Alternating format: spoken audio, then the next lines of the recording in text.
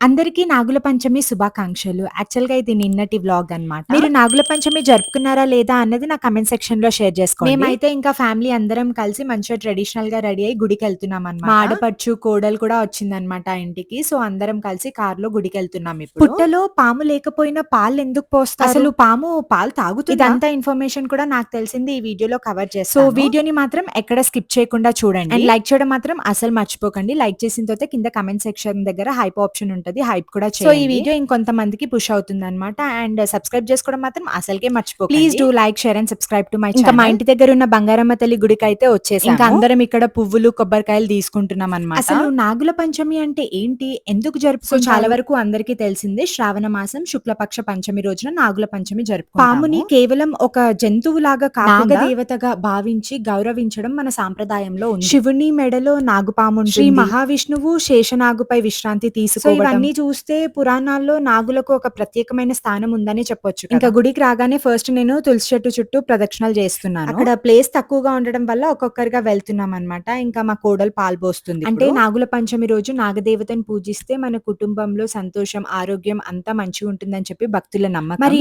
పుట్టలో పాము ఉంటేనే పాలు పోయాలా? పుట్టలో నిజంగా పాము ఉండాల్సిందే, అప్పుడే పూజ చెయ్యాలి అనేది కాదు. పుట్టను నాగదేవతకు ప్రతీకగా భావించి పూజ చేస్తారు. పుట్టలో పాము కనిపించినా కనిపించకపోయినా మన భక్తి సాంప్రదాయం అనేది ఇప్పుడు ఫర్ ఎగ్జాంపుల్ మన ఇంట్లో దేవుడి ఫోటోలు ఉంటాయి. ఫోటోలో దేవుడు ప్రత్యేకంగా ఉండరు కదా. అంటే మనము దేవుడి ఫోటోని ప్రతిరూపంగా భావించి పూజ చేసుకుంటాం. అలాగే పుట్టను కూడా నాగదేవత ప్రతీకగా భావించి పూజ చేసుకోవాలి. మరి పాలు ఎందుకు పోస్తాం? పాలు అనేది మన సాంప్రదాయంలో శుభానికి, పవిత్రతకు సంకేతం అన్నమాట. అందుకే పుట్టలో పాలు పోసి పసుపు కుంకుమ చల్లి భక్తితో పూజిస్తాం. మన కుటుంబం చల్లగా ఉండాలి, ఆరోగ్యం, శాంతి, సంతోషంగా ఉండాలని కోరుకుంటూ పాలను సమర్పిస్తాం. కానీ పాముని డైరెక్ట్ గా చూస్తే చాలా మందికి భయం కదా. కానీ ప్రకృతిలో ఉన్న ప్రతి జీవికి ఒక పని ఉంటుంది. లైక్ ఫర్ ఎగ్జాంపుల్ పాములు ముఖ్యంగా ఎలుకల్ని, చిన్న చిన్న జంతువుల్ని తింటాయి కదా. వాటి వల్ల లైక్ ఫార్మర్స్ కి కొంచెం హెల్ప్ అవుతుంది. పంటలు మంచిగా పండుతాయి అన్నమాట. చిన్న చిన్న పురుగులు పాము తినేయడం వల్ల. ఇంకా ఏరియాని బట్టి డిఫరెంట్ గా జరుపుకుంటారు. వాళ్ళ ఆచారాలు వాళ్ళకు ఉంటాయి. మేమైతే ఇంకా ఇంతే సింపుల్ గా టెంపుల్ కి వెళ్ళి పాంపుట్టలో పాలు పోసి దర్శనం చేసుకొని ఇంటికి వచ్చేస్తాము. భక్తి నమ్మకం ఉంటే చేయలేని పని ఏది ఉండదని నేను నమ్ముతాను. ఇంకా ఫస్ట్ నేనైతే పాంపుట్టలో పాలు పోసేసిన తర్వాత మళ్ళీ ఇంకా కొబ్బరికాయ కూడా కొట్టాలి అని అనుకున్నాను. జనాలు చూసారా చాలా మంది వస్తున్నారు. మేమైతే ఇంకా ఎర్లీ మార్నింగ్ వెళ్ళినాం అన్నమాట. 6:30, 7 వరకు టెంపుల్ దగ్గర ఉన్నాం మేము. అప్పటికే ఇంకా జనాలు వస్తూ ఉన్నారు. ఇంకా నాగుల పంచమి రోజు శివుని దర్శించుకోవడం కూడా చాలా మంచిది. ఇంకా అక్కడ చాలా మంది పాలతోటి శివుడికి అభిషేకం కూడా చేస్తున్నారు. సో, నాకు తెలిసిన కొంచెం ఇన్ఫర్మేషన్ అయితే మీతో షేర్ చేసుకున్నాను. మరి అది ఎంతవరకు కరెక్టో కాదో నాకు తెలీదు. నాకు తెలిసిందైతే చెప్పాను. నేనేమైనా తప్పుగా చెప్పుంటే ఇంకా మోర్ ఇన్ఫర్మేషన్ ఏమైనా ఉంటే నా కమెంట్ సెక్షన్ లో షేర్ చేసుకోండి, నేను తెలుసుకుంటాను. ఇంకా 1 by 1 అందరం మంచిగా పాంపుట్టలో పాలు పోసి మంచిగా దర్శనం చేసుకున్నాం నాగదేవతకు.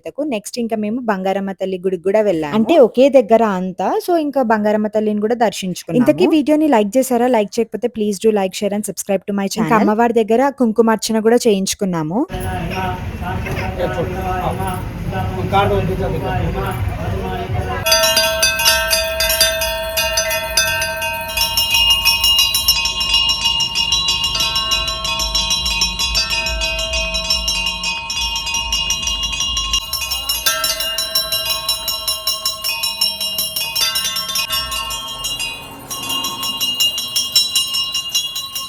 అమ్మవారి దర్శనం అయిపోయిన తర్వాత శివుడిని దర్శించుకోవడానికి వచ్చినాము. భక్తులు చాలా మంది శివుడి గుడికి వెళ్ళినప్పుడు నంది చెవిలో మెల్లిగా వాళ్ళ కోరికలను చెప్తారు. అలా ఎందుకు చెప్తారో తెలుసా మీకు? ఎందుకంటే నంది శివుడికి అత్యంత దగ్గరగా ఉండే భక్తుడు. నందీశ్వరుడు ఎప్పుడు శివుడి సేవలోనే ఉంటాడు. అందుకే భక్తులు నందీశ్వర నా కోరికను శివుడి దగ్గరికి చేర్చు అని చెప్పి చెవిలో మొక్కుకుంటారు. ఇంకా నెక్స్ట్ శివుడి దర్శనం చేసుకున్న తర్వాత నవగ్రహాల దర్శనం కూడా చేసుకున్నాను. నవగ్రహాల చుట్టూ ప్రదక్షిణాలు చేస్తున్నాను. నవగ్రహాలంటే సూర్యుడు, చంద్రుడు, కుజుడు, బుధుడు, శుక్రుడు, శని, రాహువు, కేతువు. అంటే ఈ నవగ్రహాల చుట్టూ ప్రదక్షిణలు చేయడం వల్ల మన మనసు, ఆలోచన, నమ్మకం ఒక క్రమంలో ఉంటాయి. అట్లా క్రమంగా ఉండడం వల్ల ఏంటంటే మన లైఫ్ జర్నీ అన్నది ప్రశాంతంగా, దేవుడిపై నమ్మకం ఉంటే మన మనసు అన్నది చాలా ప్రశాంతంగా ఉంటుంది. ఏమంటారు? నేను చెప్తుంది నిజమే కదా. ఇంకా అక్కడ ఆంజనేయ స్వామి ఉంటే ఆంజనేయ స్వామిని కూడా దర్శనం చేసుకుని గుడిలో కాసేపు ఇట్లా కూర్చున్నాం ఫ్యామిలీ మెంబర్స్ అందరం. ఎప్పుడైనా సరే గుడికి వెళ్ళినప్పుడు హడావుడిగా దర్శనం చేసుకుని వెంటనే ఇంటికి తిరిగి వచ్చేయొద్దు. కొద్దిసేపు గుడిలో కూర్చోవాలి. కొద్దిసేపు ఒక 5 minutes అట్లా కూర్చొని దేవుడిని చూస్తూ ఉంటే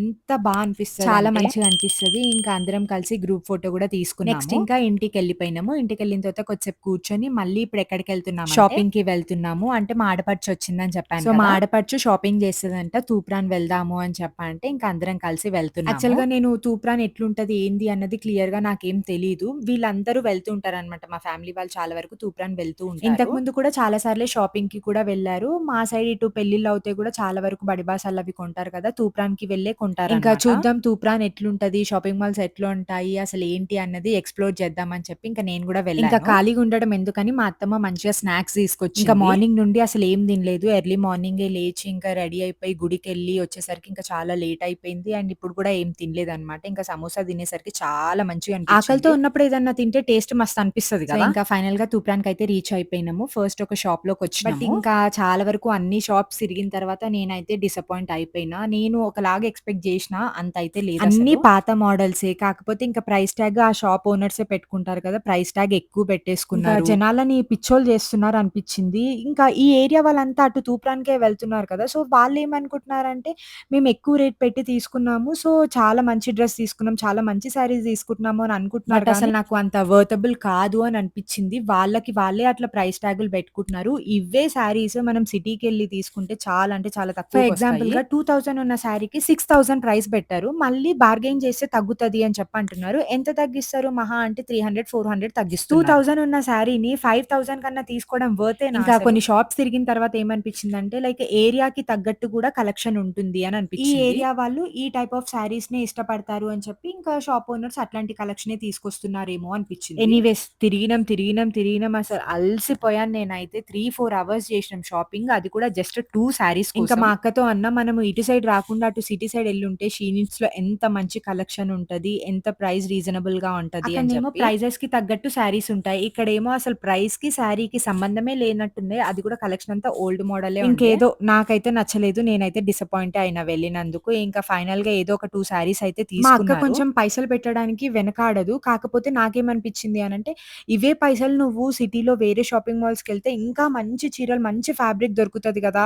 ఇంకా ఎవరి టేస్ట్ వాళ్ళది కాబట్టి ఇంకా ఒక్కొక్కరికి ఒక్కొక్కలాగా నచ్చుతది. నాకు నచ్చలేదని చెప్పి చెప్తున్నాను నేను. ఇంకా పైనుండి వాళ్ళేంటంటే ఇవే లేటెస్ట్ కలెక్షన్ అని చెప్తుంటే నాకసలు నవ్వాలా? ఏడవాలా? అర్థం కాలేదు. ఏదైతే ఏంది ఉన్న షాపులన్నీ అయితే తిరిగినాము ఆకలితోటి. డే అయితే ఇట్లా గడుపుతున్నాము. కాకపోతే నాకు ఈ రోజు ఇంకా మెయిన్ స్పెషల్‌గా ఏం నచ్చిందంటే ఎర్లీ మార్నింగ్ లేచిన కదా!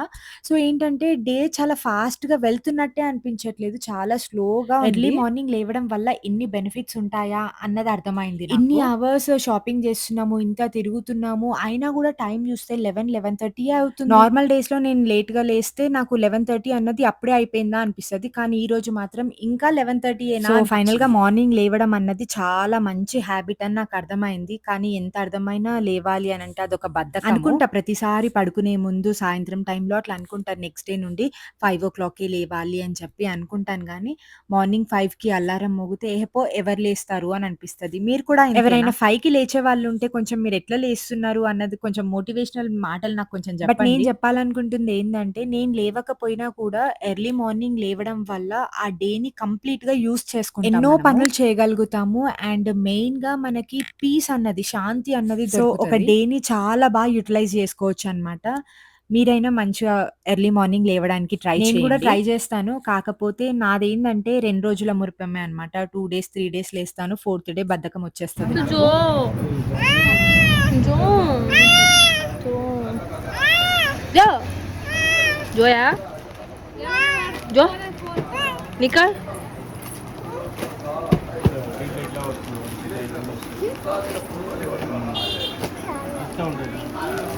तो जो आयरा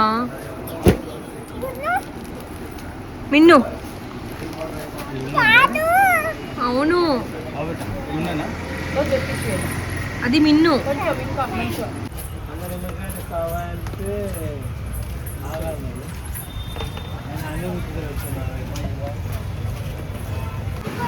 कुल्फी डाल दो इनको ले रहे हैं ऊपर पहना वही डाल दो సో, ఇంకా ఫైనల్‌గా మా డే ఇలా గడిచిందనమాట. చాలా అంటే చాలా ఈ వీడియో గనుక మీకు నచ్చితే కొంచెమన్నా ఇన్ఫర్మేటివ్‌గా అనిపిస్తే లైక్, షేర్ అండ్ సబ్స్క్రైబ్ చేసుకోవడం మాత్రం మర్చిపోకండి.